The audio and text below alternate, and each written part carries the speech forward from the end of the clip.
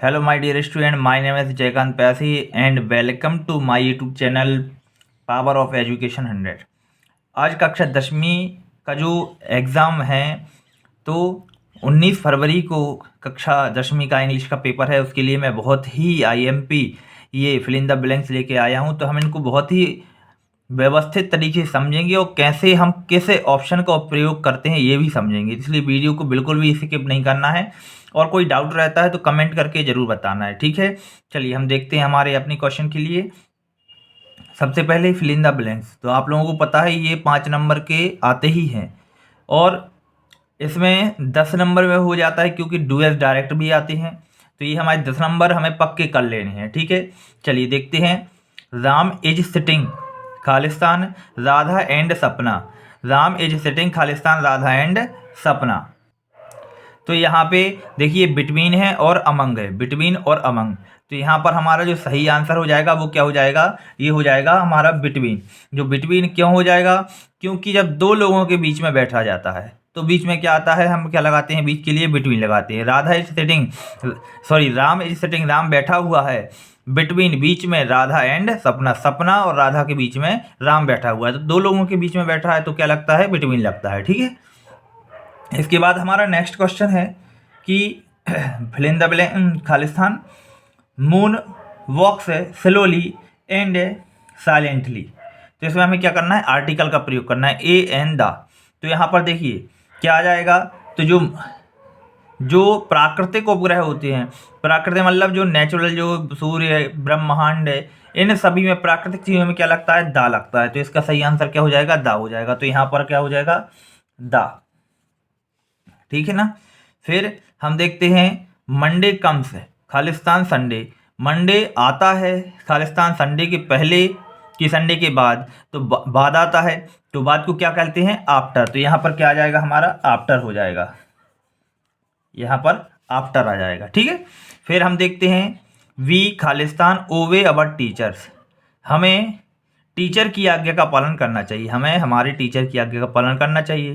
तो देखिए must, should और ऑट टू। तो भाई ये नैतिकता है कि ऐसा करना चाहिए, यदि हमसे कोई बड़े हमारे जो टीचर्स हैं वो हमसे कुछ कह रहे हैं तो करना चाहिए उनकी आज्ञा का पालन। तो इसमें लगता है ऑट टू, क्या लगेगा, ऑट टू। तो यहाँ ऑट टू आ जाएगा। फिर the book is Khalistan the table. तो द बुक इज, तो देखिए एक है ऑन और एक है अपॉन। अपॉन मतलब होता है नीचे और ऑन मतलब ऊपर। तो नीचे तो रखनी हो, टेबल के ऊपर रखी है, तो यहाँ पर क्या आ जाएगा, हमारा ऑन आ जाएगा, ठीक है। यहाँ प्रीपोजिशन हो गया हमारा। फिर I have read Khalistan books. तो मैनी और मच में से हमें बनना है। तो देखिए मच लगता है किसमें, जो अनकाउंटेबल चीज़ें रहती हैं, अगणनीय रहती हैं, लेकिन बुक्स को तो काउंट कर सकते हैं। तो यहाँ पर क्या आ जाएगा, मैनी, यहाँ पर आ जाएगा हमारा मैनी। फिर फिजिक्स खालिस्तान not a difficult subject is are. तो देखिए कुछ लोग क्या करेंगे, यहाँ पर एस देख के क्या लगाएंगे, आर लगाएंगे, लेकिन फिजिक्स क्या है, एक सब्जेक्ट है। तो ये एक सब्जेक्ट है, इसलिए यहाँ पर क्या लग जाएगा, इज लगेगा, ठीक है। तो इसका सही आंसर क्या हो जाएगा, इज हो जाएगा। तो देखिए आप लोगों को पता भी हो सकता है कि भाई ये, क्योंकि आंसर तो बुक्स में, तो बुक्स में तो सब कुछ लिखा हुआ है, लेकिन ये क्यों लग रहा है, ये रीजन हमें पता होना चाहिए। यही हमारे लिए एग्जाम में बहुत ही हेल्पफुल रहेगा। इसके बाद हम देखते हैं सी खालिस्तान एन एप्पल डेली। तो ईट या ईट्स। तो देखिए यहाँ क्या है, ये जो आपका है एक वचन है, सिंगुलर है, तो इसके साथ क्या लगता है, क्रिया में S E S I S लगता है। देखिए तो यहाँ पर टेंस का रूल लग जाएगा, यहाँ पर क्या आ जाएगा, इट्स आ जाएगा, ठीक है। यहाँ पर क्या हो जाएगा, ईट्स।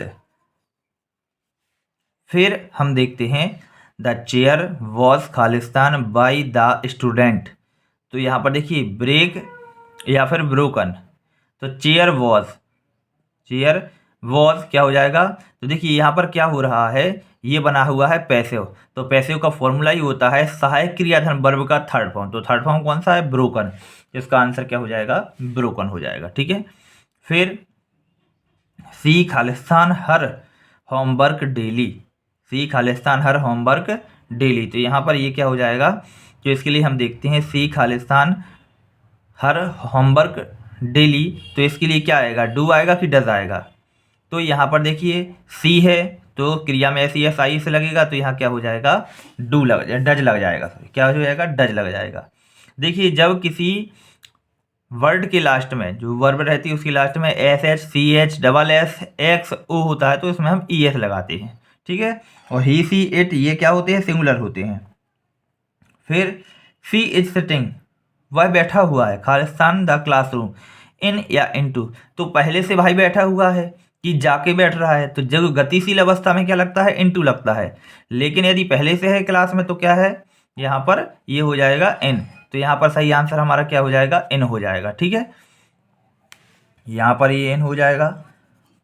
फिर हम देखते हैं मोना डाइड, मोना मर जाती है, किससे, मलेरिया। तो यहाँ पर देखिए जब किसी की मृत्यु होती है और ये बताया जाए किससे मृत्यु होती है तो क्या लगता है इसके साथ, ऑफ लगता है, कोई बीमारी से मृत्यु होती है तो डाइड ऑफ। फिर ही इज खालिस्तान एस डी एम, ए या एन, तो देखिए एस जब लिखते हैं हिंदी में तो ए ए डी का आता है, तो ए डी के लिए यहाँ पर क्या लगाएंगे हम, एन का प्रयोग करेंगे, तो इसका सही आंसर क्या हो जाएगा, ए एन एन, ठीक है। तो यदि ये समझ में आती है तो कमेंट करके जरूर बताएं। बहुत बहुत धन्यवाद, थैंक्स फॉर वॉचिंग।